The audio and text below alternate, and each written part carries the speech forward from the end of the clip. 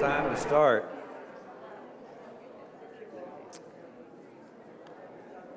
Y'all come on in and grab a seat.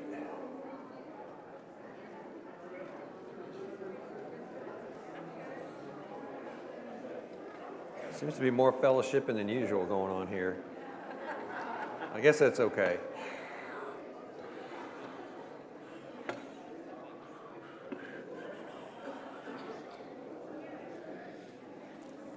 Welcome to the Church of Christ and Champions. We're glad to have you with us today. I'm Alan Reed. I'm going to be teaching our final lesson on Ecclesiastes. It seems to be really echoing. I don't know why, but so we're glad to have everyone here. Visitors, we're glad to have you with us. It's an honor to have you with us. We'd like to get to know you after class or services. You know, I was a co-teacher for this quarter, and you're probably thinking, where have you been? You don't really deserve that title. I'm kind of like that guy that, you remember those group projects in school? And there was always one guy that never showed up. Until the very end, when we get the grade, he'd come out of the woodwork and he'd say, "Hey, I want my grade." And you're like, "Well, you didn't do anything." But anyway, I feel like that kid that just showed up at the end and didn't do anything. But my excuse is I traveled to South Africa and I had hip replacement surgery. That's what I got. So this is my third time to teach in a quarter of 13 lessons. And so I don't think I qualify as a co-teacher. I think Wes is going to, not going to sign up for me as a co-teacher anymore. So this is my first day. I said I had hip surgery. This is my first day to wear shoes I tied. I'm just wanting to share. I want to share my victories, that's the scope of my life right now. They're in double knots, by the way. So my good friend Jay Maley, who I didn't think was going to be here today, but I found out he is. I think he drove hours to get back when he found out I was going to teach. And so he's back, but I wanted to make a few comments. I talked to Jay last week. He's off doing some of the coolest stuff that you can imagine. He's off worked rappelling, hiking, doing all these advanced outdoorsy kind of things. And I called him last week and said, see how it's going. How's he doing with all that? And he told me all the stuff he was doing. And my response was, well, I tied my shoe. And so I was kind of comparing our two lives there. And, clearly we're in different places, I think, is the answer there. But it's going to get better. So I had a great plan for covering all this great stuff in Ecclesiastes 12. And then Brian got up here last week, and he covered just about everything I wanted to cover. And but no, I found a little lens to focus on here. He did a great job. But today we're going to focus on looking at this last chapter of Ecclesiastes through the lens of the aged and the young. So there's a photo up there, and yes, that's me. And how you can confirm that is me is the Daniel Boone lunch kit, and the Timex watch. And pants that are rolled up. I must have kept those for 10 years. But anyway, that's, after going to those graduation celebrations yesterday, people take a lot more pictures today than when I was young. This may be my elementary picture. I don't know. This is it. But I take a lot of pictures today. It was a great celebration for those folks. I had a good time. And they all had food, which is a big plus. So today we're going to start in Ecclesiastes chapter 12. We'll be analyzing the first half and second half. Before we do, let's read through this. You may want to turn in your Bibles. I was determined to get all this on the screen, so the font's a little small. I'm going to read through this, and then we'll be discussing it and applying it through the lens of Days of Our Youth, which is what I titled this lesson. That's why I had the weird picture of me when I was 6 years old. But thinking about the days of our youth. Starting in verse 1 of chapter 12. Remember also your Creator in the days of your youth, before the evil days come and the years draw near, when you will say, I have no delight in them. Before the sun and the light, the moon and the stars are darkened, the clouds return after the rain.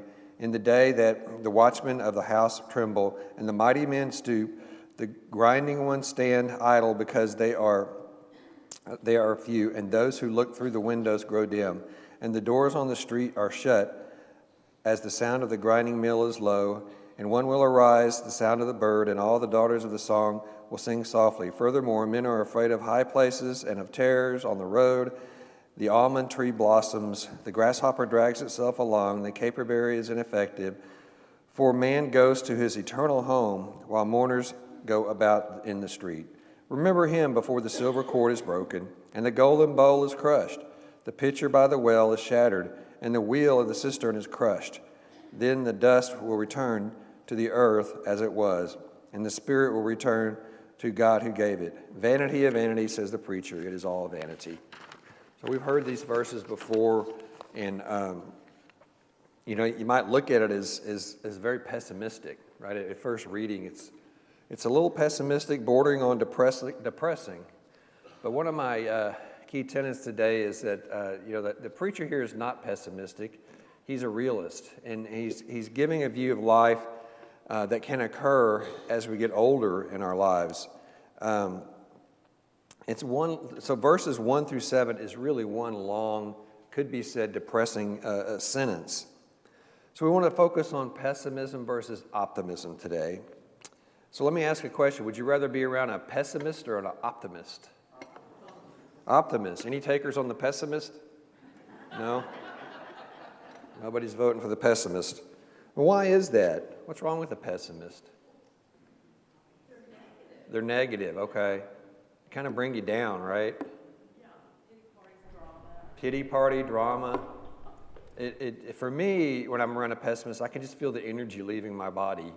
I mean, it's just, I don't know how to respond. It's just, it's very distressing. And so one of the things out of that is, you might not want to be that pessimist, right? Because obviously people aren't going to want to hang around you if you run around doing that all the time. And it really does bring you down. It can bring a whole group down. It can deflate an objective by a group trying to accomplish something. One pessimist can just drag it down. On a trip, you ever been on a trip with a pessimist in a group? That's just, anyway, don't get me started on that. But, they complain all the time. It's too hot, it's too cold. But anyway, let's read verses 1 and 2 again. Remember also your Creator in the days of your youth, before the evil days come and the years draw near, when you will say, I have no delight in them, before the sun and the light and the moon and the stars darken, and the clouds return after the rain. So what's he talking about here is trying to remember the days of our youth, right? So what was it like as a youth? Well, I know for sure that my body felt different, right? I was able to do things that I can't only dream about now. The evil days referred to here are actually talking about old age. And we don't need to get caught up in the morbid idea that, what's the point? It's all downhill from here. Not that pessimistic view. It's just the reality that I've discovered a lot lately, that when you get older, your body just doesn't work as well. And it's kind of a reminder that the physical limitations that we have, the carnal makeup of our being, and the idea that there's got to be something more than this, right? There's got to be more to it than this. It says there's less physical, the idea is there's less physical pleasure in old age. There's something to that. You can't do the things that you used to do, and certain things you try to do hurt. It's tied to our physical and mental decline. That's the other thing I've noted is I am just not as sharp as I used to be. I do stuff now that is just amazingly not very smart. My biggest thing right now is I get mixed up on dates. And, I'm bound and determined to match the date with the day. I look at my calendar, I do all this stuff, and I'll send an email to the elders and Brian, and about 5 seconds later I get an email back from Brian like, did you really mean that day or date? Because I messed it up. I got the day mixed up. By the way, he's pretty focused on that. He likes to call me out on that stuff. But so there's no debate, right? Things change as we get older. It's not bad. It's just different, right? It's just different. But that's what we're talking about here. So remembering God in our youth. What is the advantage of learning about and remembering God and connecting with God in our youth versus our old age? Any ideas? Is there an advantage to, yes? Well, for one thing, when you learn something when you're young, it's like it's Right. Yeah, when I retired, I played the guitar for 30 years. I'm just average. I thought, now that I'm retired, I'm going to become like, some Jimi Hendrix-like guy. I've got the time now. And so I took some online lessons. It was horrible. I just can't learn like I used to. And I'm no better than I was 30 years ago. But there's something to that, right? The kids you learn easier. It's easier to pick up things when you're younger. One thing to think about is if you engage with God or become part of God's kingdom as a youth, you get more time, right, to live that kind of a life. And it's a good life, right? You get more time to be with God while you're here on the earth. We know that God's going to judge. We're going to be judged in the end, right? We're all going to be judged. The other thing that we don't think about, especially when we're young, is, you think you're going to live forever, right? You're like, well, I'm invincible. I'm bulletproof. Nothing could happen to me. But is that really true? No, absolutely not. Everybody's vulnerable. So you don't really know. Thank goodness we don't really know the day of our death. I think it determines how we live the rest of our lives. That's right. It changes lives completely. She says it determines how we live the rest of our lives. And we need to be living our lives for God. And the more we do that, the better off we are. I already talked about we don't know the length of our lives. So there are many benefits to engaging with God and becoming a part of His kingdom as a youth. And that's what the preacher or Solomon is talking about here.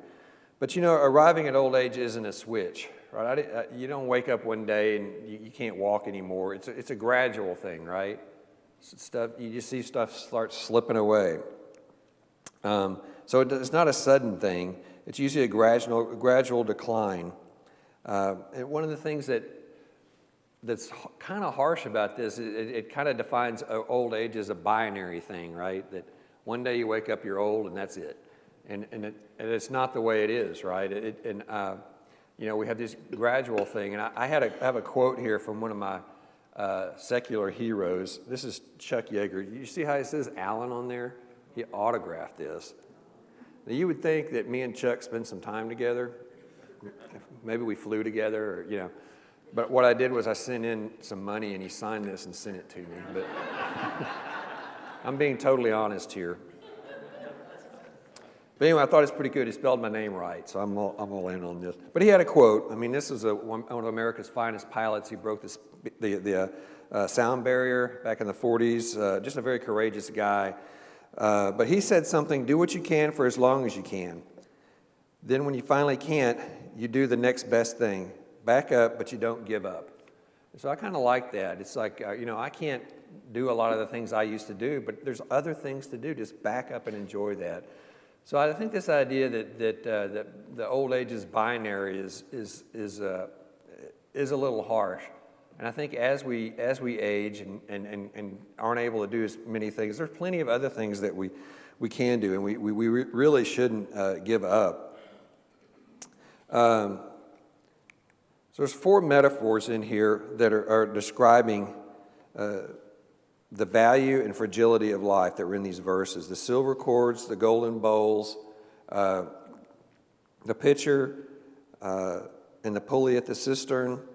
These things are describing life, and these things are valuable, right? A silver cord or golden bowl, a pitcher. What's the value of a pulley at a cistern? You know what a cistern is? It's where water's kept. What's the value of a pulley there? You can get water out, right? Otherwise, it's a lot harder. And so it is incredibly valuable to have a pulley at your cistern. And so these things are all valuable, but they're also easily destroyed, right? They're all easily destroyed. They're fragile, right? Silver cord, golden bowl, a pitcher can be dropped and broken. Pulleys can break. So they all have their limitations. And then when we look at verse 7, let me go back. I didn't mean to go to this. Verse 7 talks about the ultimate physical demise, that our body returns to dust. But what happens to our spirit? It goes to God, right? Our spirit goes to God. And so this thing we're trying to protect, that humankind tries to hang on to, that people get all kinds of crazy surgeries to try to look better, the whole vanity of protecting and sustaining a youthful persona, it ends up turning to dust, right? It doesn't mean that we completely let ourselves go, but if we're chasing physical immortality, we're chasing the wind. It just won't happen.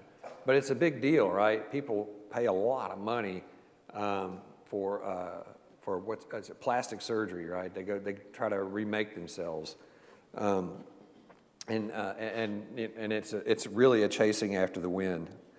And then verse 8 returns to this common theme we see in Ecclesiastes of vanity. We hear that a lot in here, and Brian talked about that some last week. But what you could view this whole chapter and these verses as very negative. But what the preacher, Solomon's talking about here is life without God is vanity. Life without God is vain. There's no benefit in it at all. Living and dying with God provides hope. This verse portrays, I think, realism versus pessimism. And it's important that we get the idea that he is talking about living a life without God in the view of all this pessimistic things that he keeps bringing up. How does Solomon know all of this? Did he spend some time living without God? I mean, he was the wisest man. He didn't do anything wrong, did he? Yeah, just a few things. He had a few too many weddings and girlfriends. So he was led astray, right? That was bad enough, but these people influenced him into other religions, pagan religions, and he wandered away from God.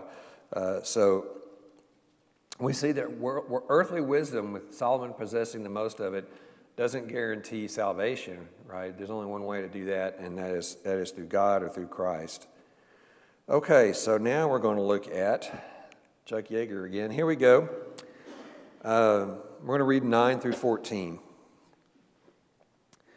In addition to being a wise man, the preacher also taught the people knowledge and pondered, searched out, and arranged many proverbs. The preacher sought to find delightful words and write words of truth correctly.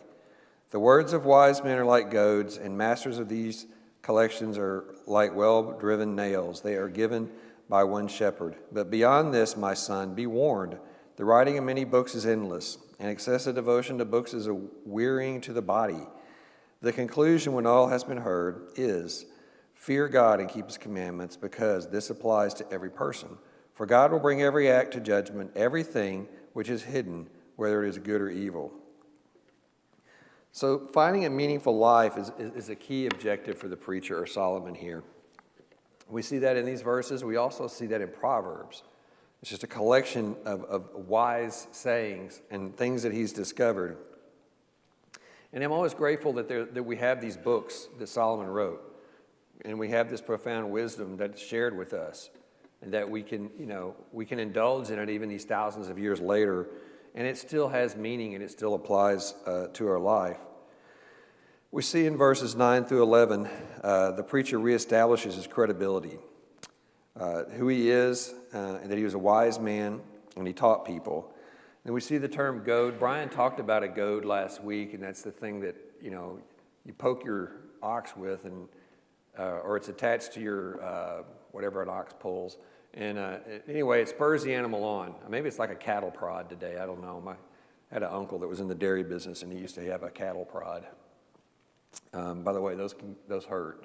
I won't talk about that anymore, but how that happened. But anyway, so it's to spur the animal on, right? To get him to do something he naturally wouldn't want to do, and so that's what the goad is.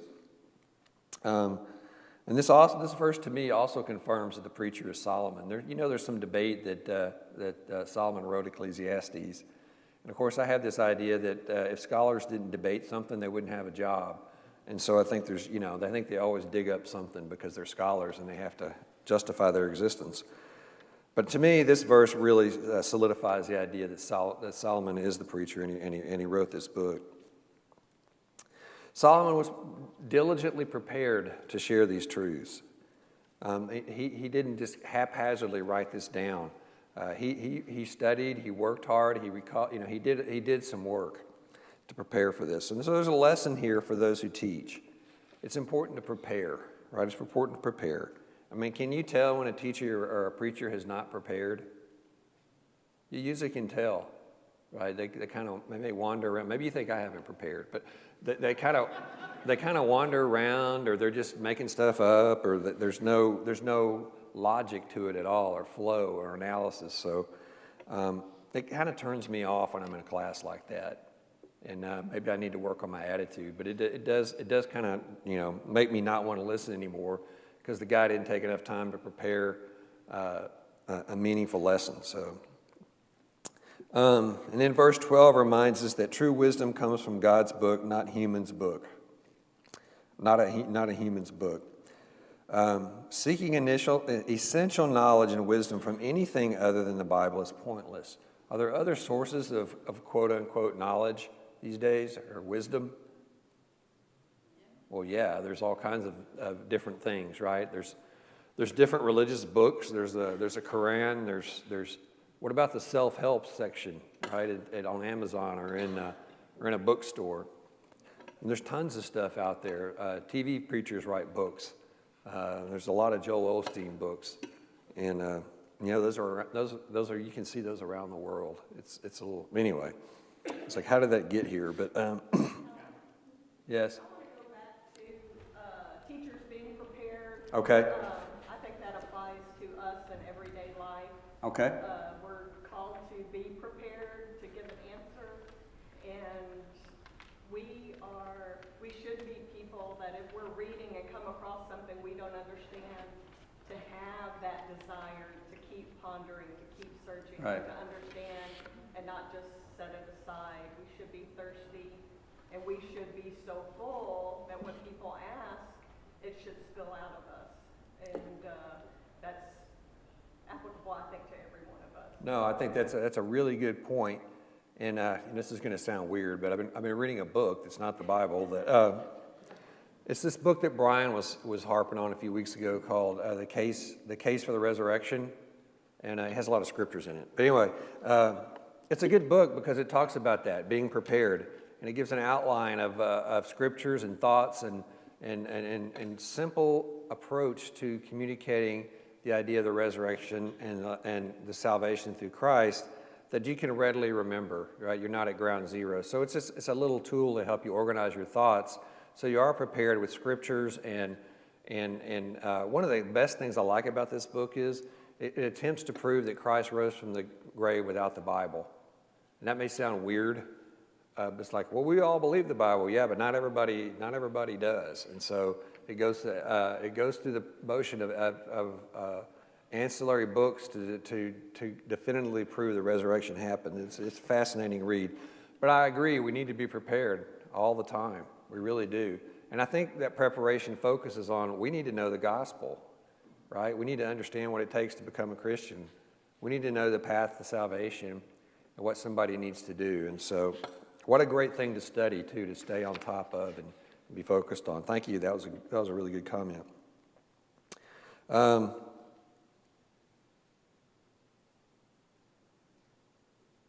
So back to this idea of now that I've talked about reading other books, back to this idea of focusing on the Bible, right? When you really need to know what's going on, you really, really need to read the Bible. Self-help books are not going to help you that much. By the time somebody writes a book, whatever they were doing, I think, is either out of date or it didn't work, and they're trying to scrape the last dollar out of it, especially with money-making things. But anyway, that's a whole nother deal. But this reference applies not only to books, I think, and it's books are mentioned here, but I think it applies to any media, right? We have a lot of media types today that we can consume, and that can affect our lives, and you think, well, I'm not looking for wisdom out of this, I'm looking for entertainment. But I think that it all comes in and percolates in your mind, and you end up being affected by it. And so there's a warning here to focus on the Bible, to focus on God's Word and what's taught there, and not seek wisdom in other places.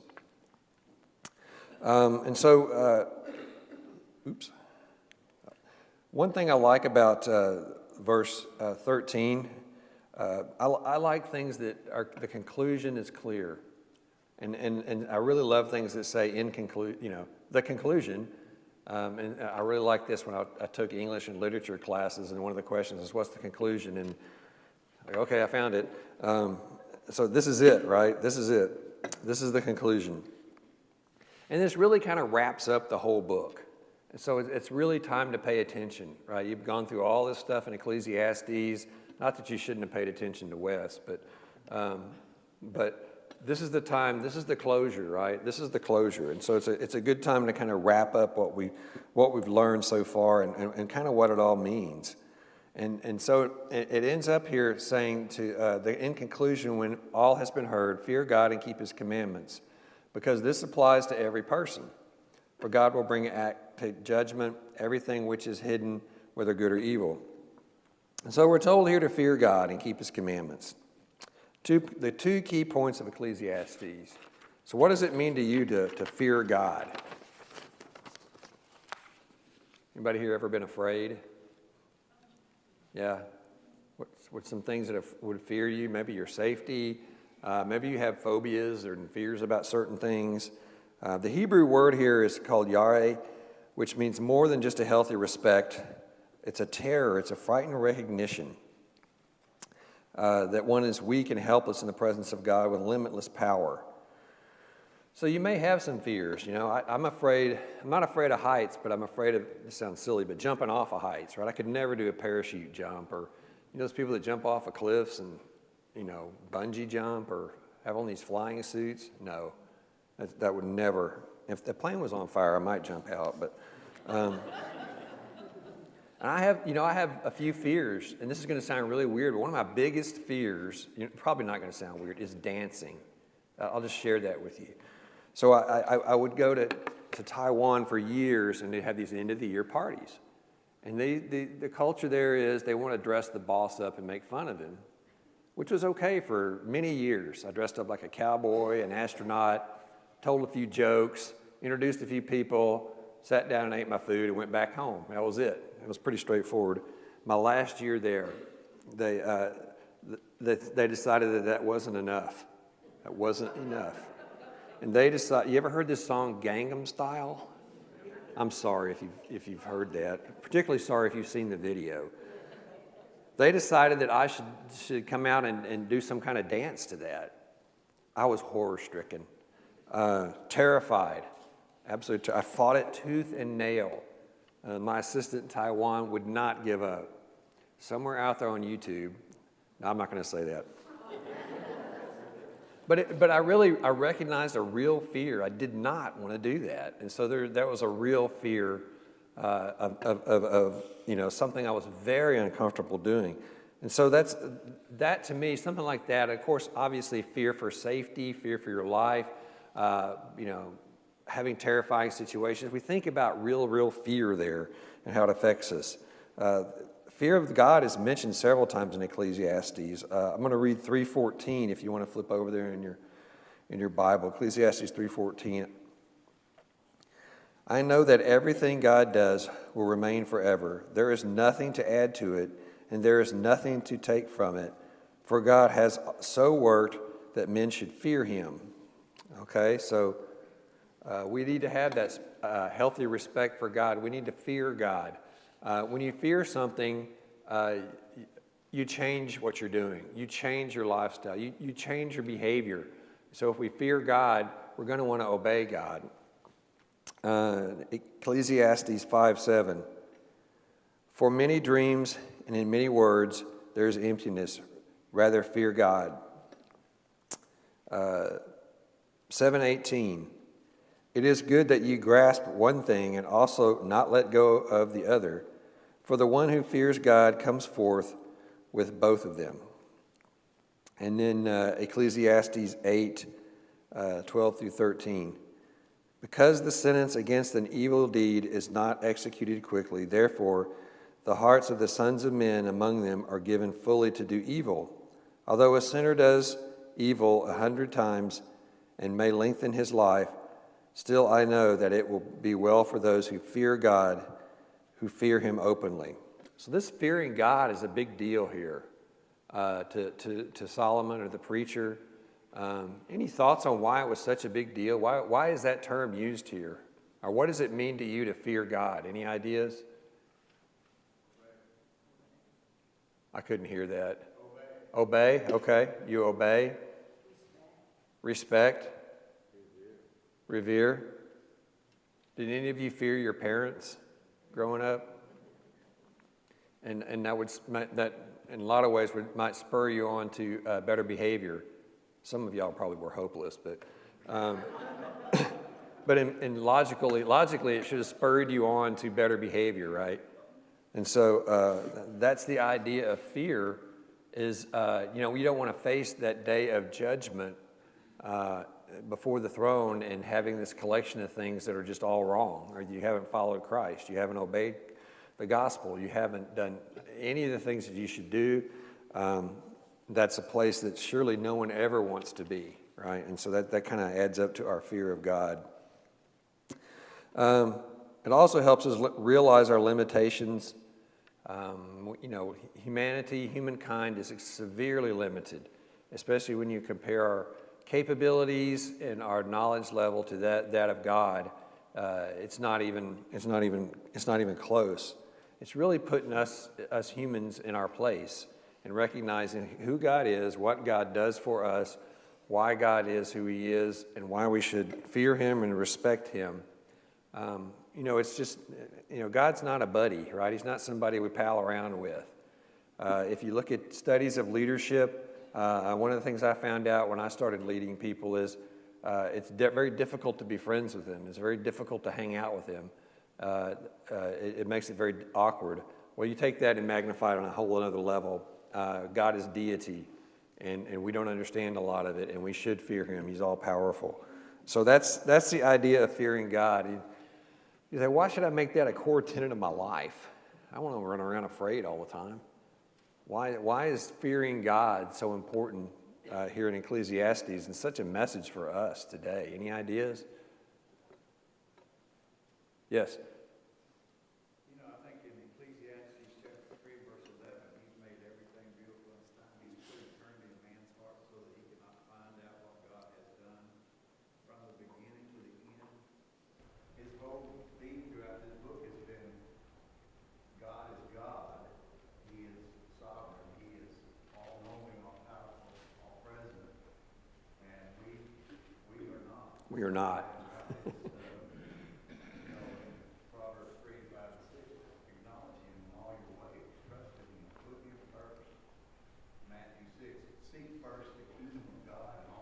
Yep.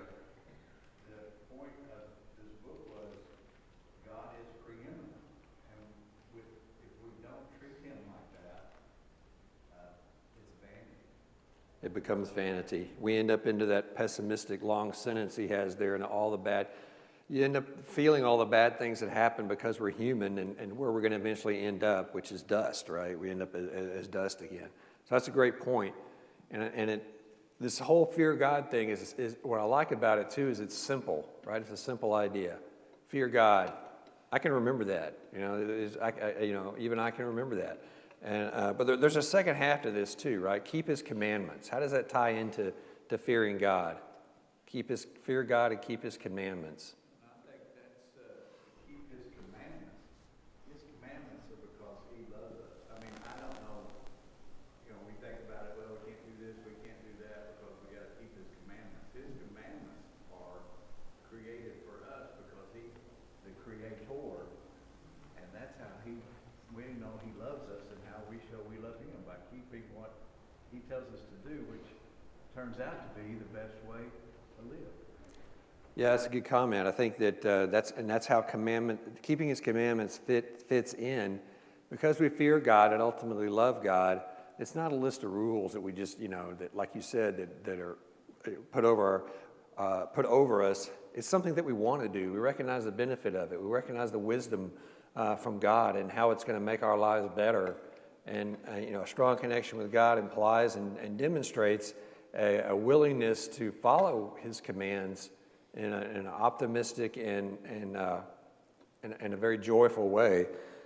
And if you just do those two things, think about your life. If you fear God and keep His commandments, what kind of life are you going to have? You're going to have a great life, right? It's not like there's a long list of things that you need to do here. You could wake up in the morning and go, okay, what is it again?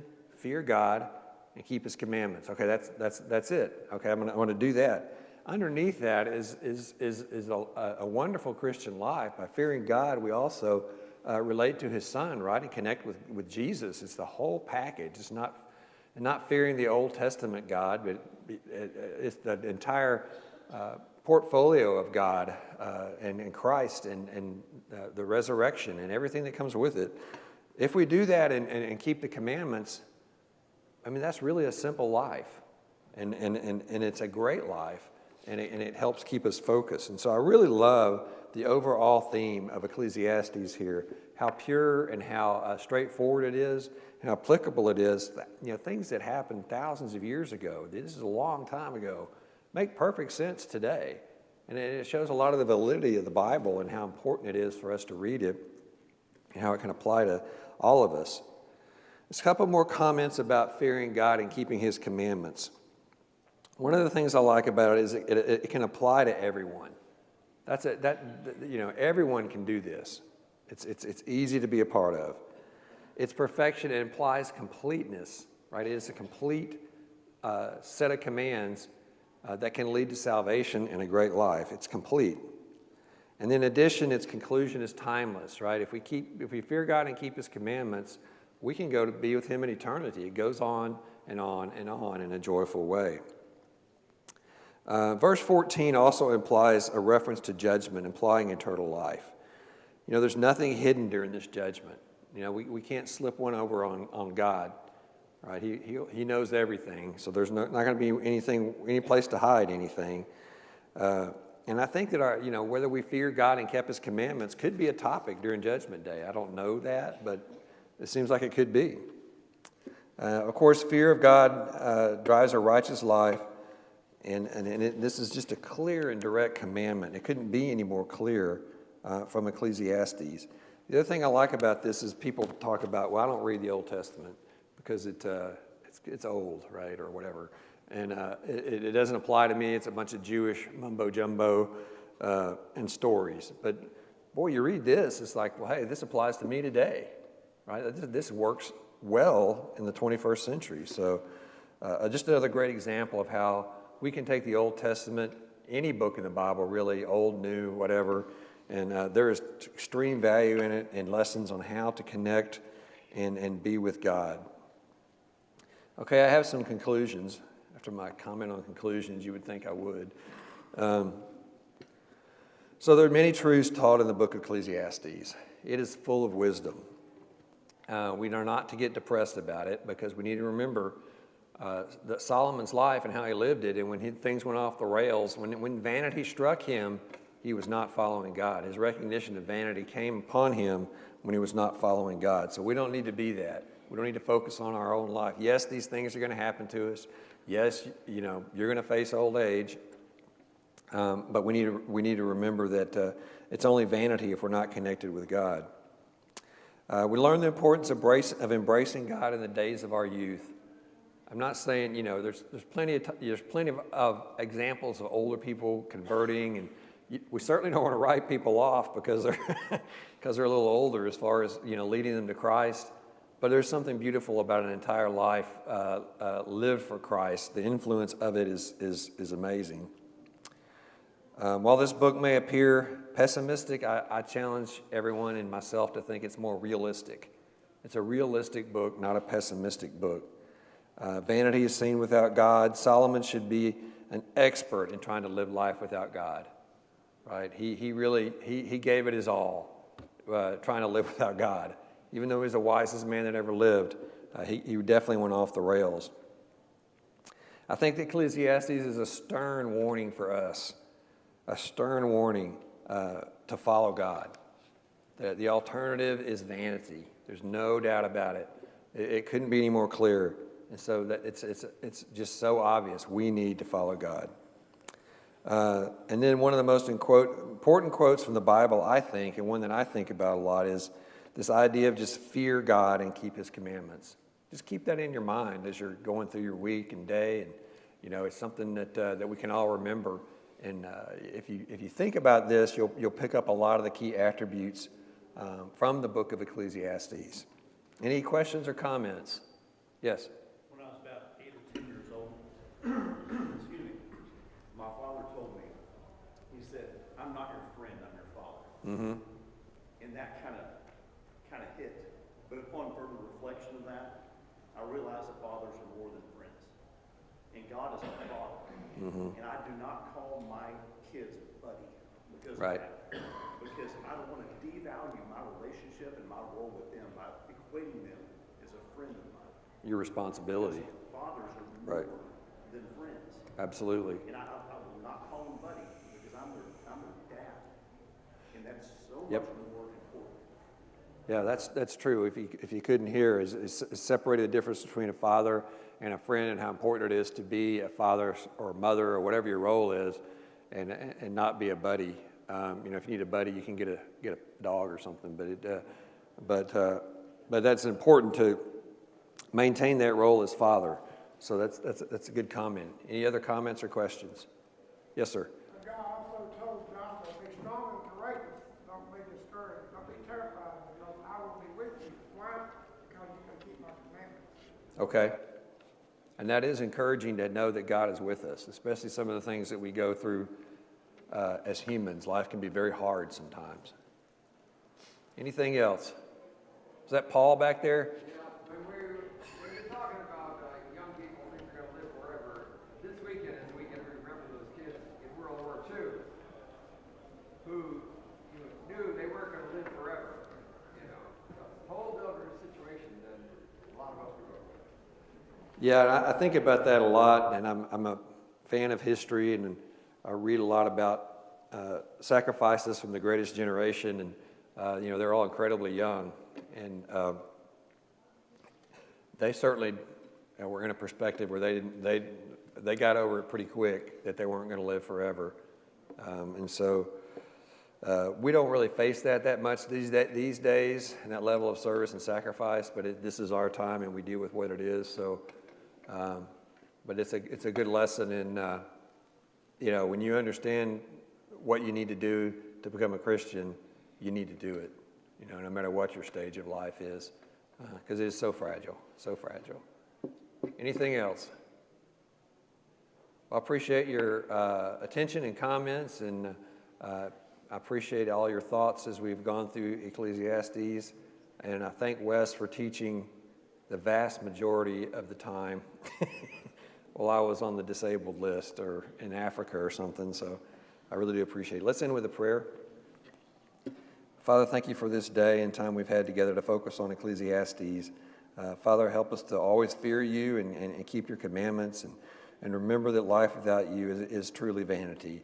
Father, we thank you for your Son, and be with us today as we worship you as a group and as we partake of the Lord's Supper. Remember Christ. Thank you for all our blessings. We pray in Christ's name, amen.